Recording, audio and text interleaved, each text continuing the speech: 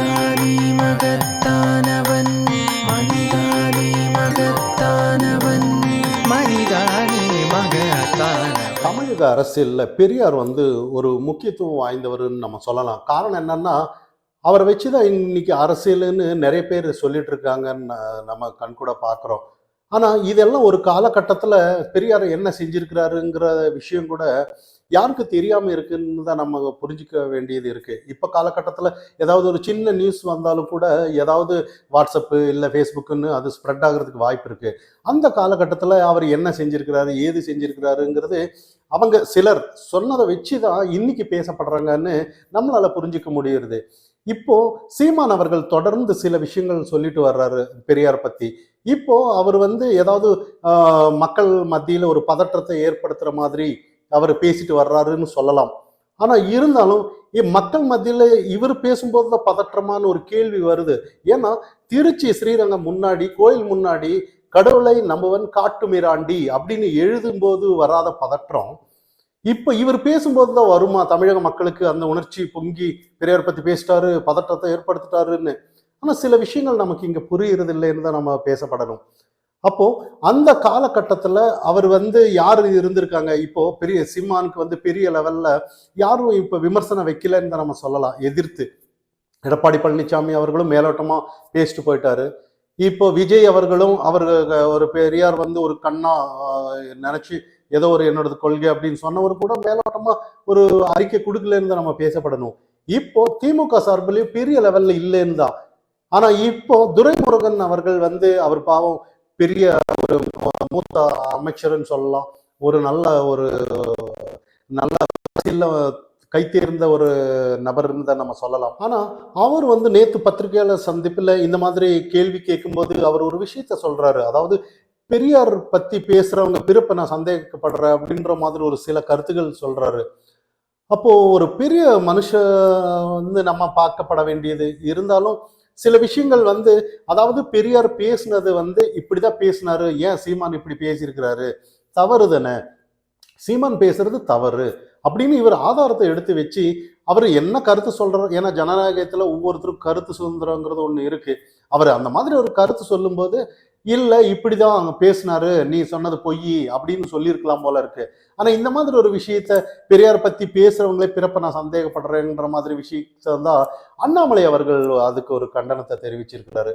நான் ஒரு அம்மாவுக்கு நான் கரூர்ல பிறந்தவன், என்னோட வீட்டுல யாரும் கடப்பாரை வச்சு ஈடி ரைடு எல்லாம் வரல, நான் என்னோட வீட்டுல யாரும் போய் ஈடி வரும்போது ரைடு வரும்போது துபாயில் போய் ஒளியில இந்த மாதிரி சில இதெல்லாம் பார்க்கப்படும் போது ஒரு நல்ல அதாவது அரசியல் முதிர்ச்சி நாளைக்கு அதாவது ரிட்டையர் ஆகிற காலம்னு சொல்லலாமே, ஒரு நல்ல ஒரு விதமா போயிருக்கலாமோன்ற ஒரு சந்தேகம், இந்த ஒரு கேள்வி இந்த இடத்துல வருது. ஏன்னா சில விஷயங்கள் இன்னைக்கு சீமான் அவர்கள் பேசும்போது கூட இன்னும் கூட எல்லாரும் இன்னும் கூட சீமான் அவர்களே நீங்க சொன்னது தவறு, இந்த மாதிரி சொல்லி இருக்கிறாருன்னு ஆதாரத்தை காட்டிட வேண்டியதுன்ற மாதிரி இங்க நிறைய பேர் கேள்வி. ஆனா இன்னும் நீங்க தவறு தவறு தவறுன்னு சொன்னா எது தவறு, நீங்க சொன்னது எது தவறு அப்படின்னு நீங்க யாருமே வர்றதில்லைன்ற மாதிரி. அப்ப மக்கள் மத்தியில ஒரு கேள்வி உண்டாகுது. அப்போ பெரியார் அவர்கள் உண்மையிலேயே சொன்னது தவறுதானா அப்படின்ற மாதிரி ஒரு கருத்து வருது. ஆனா இப்போ அந்த பதட்டம் வருமா இப்போ அப்படின்னு கேட்டோம்னா, பெரியார் பத்தி அந்த இன்னைக்கும் பெரியார் பத்தி பேசுறதுங்கிறது அரசியல்வாதிக்கு வேணும்னா இருக்கலாம். ஆனா மக்கள் மத்தியில உண்மையிலேயே ஒரு திருக்குறளை இன்னைக்கு தமிழ் மீடியத்துல படிக்கிறவங்களுக்கு தெரியறது இல்லை, திருவள்ளுவரே தெரியறது இல்லை. யாரும் தமிழ் மீடியம்ல படிக்கிறவங்களுக்கு நல்ல நம்ம ஒரு கலாச்சாரமே இல்லைன்ற மாதிரி தான் நம்ம இன்னைக்கு பேச பண்ணோம் இன்னைக்கு மத்தியில இந்த ஜெனரேஷன்ல.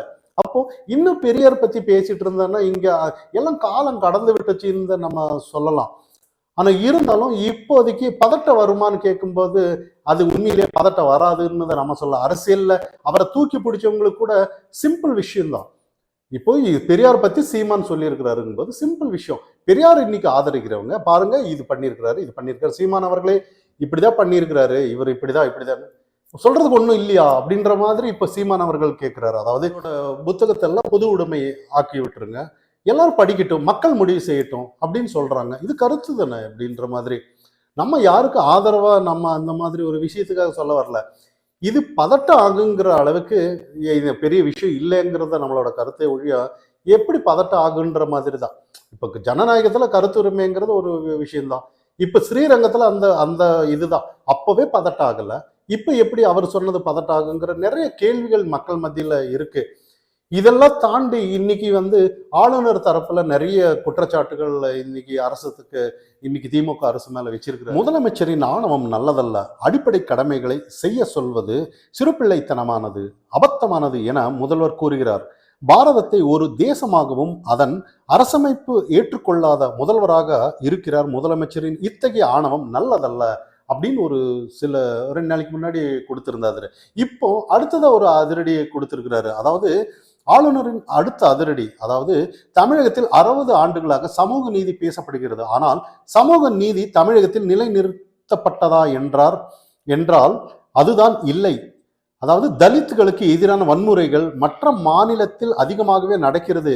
தமிழகத்தில் சமூக நீதி ஓட்டு வங்கி அரசியலாகவே பயன்படுத்தப்படுகிறது அப்படின்னு ஒரு அதிரடி. தொடர்ந்து இந்த மாதிரி ஆளுநருக்கு எதிராக சில நம்ம தமிழகத்துல இந்த மாதிரி சில நிலைப்பாடு நல்லதான்னு பார்த்தோம்னா, என்னைக்கு இருந்தாலும் சில திசை திருப்புறதுக்கு இது வேணும்னா நல்லதா இருக்கலாம். ஏதாவது ஆளுங்கட்சிக்கு ஏதாவது ஒரு பிரச்சனை வந்துட்டான்னா அதை திசை திருப்புறதுக்கு ஆளுநர் தான் கிடைச்சிருக்காருன்ற மாதிரி மக்கள் இன்னைக்கு புரிஞ்சுக்கப்படுகிறாருன்னு நம்ம சொல்லலாம்.